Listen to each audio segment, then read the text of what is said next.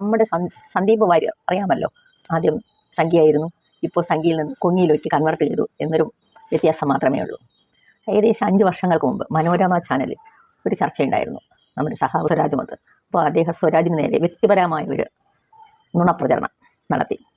എന്താണെന്ന് വെച്ചാൽ അദ്ദേഹത്തിൻ്റെ നാട്ടിൽ, നിലമ്പൂർ എന്ന അദ്ദേഹത്തിൻ്റെ നാട്ടിൽ ഉപ്പുകണ്ട എന്ന സ്ഥലത്തെ ശാഖയിൽ സഹാവ് സ്വരാജ് ആ ശാഖയിലെ പ്രാർത്ഥനയിൽ പങ്കെടുത്തുവെന്നും പ്രാർത്ഥനാ ഗാനം അദ്ദേഹം ആലപിച്ചുവെന്നുമായിരുന്നു സന്ദീപ് വാര്യരുടെ ആരോപണം. ഇത് കേട്ടതും സഹാവ് സ്വരാജ് പ്രതികരിക്കുന്നത് നിങ്ങൾ തന്നെ കേൾക്കൂ. എനിക്ക് ഉറപ്പില്ലാത്തതുകൊണ്ട് ഞാൻ ഇവിടെ ചർച്ചയിൽ പങ്കെടുത്ത CPM പ്രതിനിധിക്കെതിരെ വ്യക്തിപരമായ ഒരു ആക്ഷേപം ഉന്നയിക്കുന്നില്ല. എനിക്കിപ്പോൾ വന്നൊരു സന്ദേശം നിലമ്പൂർ മണ്ഡലത്തിൽ അദ്ദേഹത്തിന്റെ തന്നെ സുഹൃത്തായിട്ടുള്ള BJP നേതാവ് എനിക്ക് അയച്ച സന്ദേശം എന്ന് പറയുന്നത്, അവിടെ ഉപ്പുകുളം എന്ന് പറയുന്ന സ്ഥലത്തെ ഒരു ശാഖയിൽ ഈ പറയുന്ന പ്രതിനിധിയാണ് CPM പ്രതിനിധിയും പോയി പങ്കെടുക്കുകയും RSSന്റെ പ്രാർത്ഥന ചൊല്ലുകയും ചെയ്തിട്ടുണ്ടെന്ന് നിലമ്പൂരിലെ പ്രവർത്തകർ ഇപ്പോൾ എന്നെ മെസ്സേജ് അറിയിച്ചിട്ടുണ്ട്. എനിക്ക് അതിന്റെ സത്യാവസ്ഥ അറിയില്ല. അത് അദ്ദേഹത്തിന് നിഷേധിക്കാതിരിക്കാം, അതിന്റെ പ്രശ്നമേ അല്ല.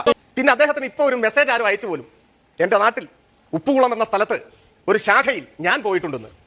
മര്യാദ വേണ്ടേ ഒരു ചർച്ചയിൽ വ്യക്തിപരമായ ഒരു കാര്യം പറയുമ്പോൾ? ഞാൻ നിങ്ങളെക്കുറിച്ച് വ്യക്തിപരമായ ഒരു ആക്ഷേപം പറയുന്നുണ്ടെങ്കിൽ എനിക്കത് പൂർണ്ണ ബോധ്യം വേണ്ടേ? എന്നിട്ട് പറയണോ ശരിയാണോ എന്ന് എനിക്കറിയില്ല, ശരിയാണോ എന്നറിയില്ല, പിന്നെ പറയാൻ പാടുണ്ടോ? ഞാൻ അങ്ങയുടെ ശ്രദ്ധയിലേക്ക് പറയുകയാണ്, ഉപ്പുകുളം എന്നൊരു നാടേ ഇല്ല എന്റെ നാട്ടിൽ. വേറെ ഏതെങ്കിലും സ്ഥലം പറഞ്ഞ് നിങ്ങൾ കേട്ടപ്പോൾ തെറ്റിയതായിരിക്കും. ഇനി ഏത് കുളമായാലും വേണ്ടില്ല, ഉപ്പായാലും വേണ്ടില്ല.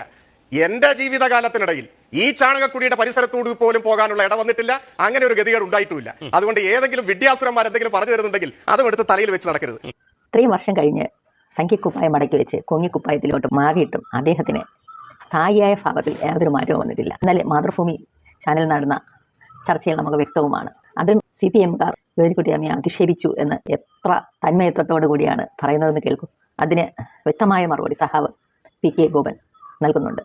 നിങ്ങൾ തന്നെ കണ്ടു നോക്കൂ. KR ഗൗരിയമ്മയെ CPMലെ പാർട്ടി കമ്മിറ്റി അകത്ത് വെച്ച് ചോത്തി ഗൗരി എന്ന് വിളിച്ച് ആക്ഷേപിച്ചത് ആരാണെന്നാണ് ആക്ഷേപമുള്ളത്?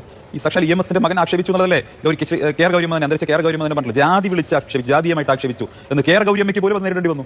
നിങ്ങളിപ്പോൾ പറയുന്നത് ലോകത്ത് ഇതുവരെ മനുഷ്യൻ കേട്ടിട്ടില്ലാത്തൊരു കാര്യമാണ് EMSന്റെ മകനെ കുറിച്ച് ഒരു ആക്ഷേപം. നിങ്ങൾക്ക് എവിടെ നിന്ന് കിട്ടിയ വിവരമായത്?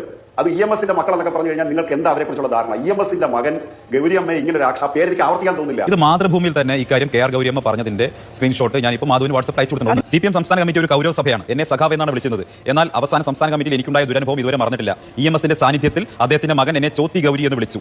EMSനെ ഞാൻ അന്ന് ആദ്യമായി നമ്പൂതിരിപ്പാട് എന്ന് വിളിച്ചു. കേരളം മുഴുവൻ 959 വിഭജന സമരത്തിൽ കോൺഗ്രസ് എഴുതി വായിച്ച മുദ്രാവാക്യമാണ് ചാത്തൻകുലയെന്നും ഗൗരിച്ചോത്തി എന്നും വിക്കൻ നമ്പൂതിരി എന്നും അതുപോലെ തണ്ടാമുണ്ട മുണ്ടശ്ശേരി എന്നുള്ള മുദ്രാവാക്യമല്ല.